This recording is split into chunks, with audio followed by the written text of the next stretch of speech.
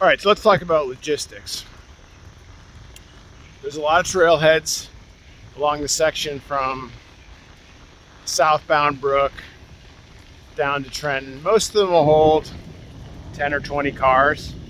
They're not usually full, so it's a pretty good chance even on a nice weekend day you can get a parking spot. Bathrooms. There are very few flush toilets along this route. Some of the trailheads have porta potties in whatever condition they're in. Some of those seem to be seasonal. To plan accordingly. As I mentioned, the trail is often separated from civilization by the canal on one side and there's a washout.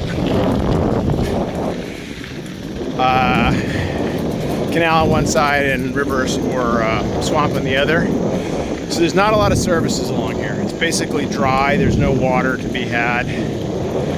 And aside from a few towns, not much food. My personal favorite is to ride from South Bound Brook to Kingston, which I think is 10 or 15 miles. I'll put that in the comments or something. And there's multiple dining options in Kingston where you can get food like lunch, water, flush toilets, kind of the stuff that makes a nice midday break. So you may also have noticed that I'm not really talking about mile markers very much because they're missing. In a few spots there's some of the original, probably 1830 mile markers. A lot of them are missing. Some of them are damaged enough that you can't really tell what they say. And the first official mile marker is all the way down near Kingston. I think mile marker 16 is the first one that you'll actually see tagged, and I think Kingston is actually at 14.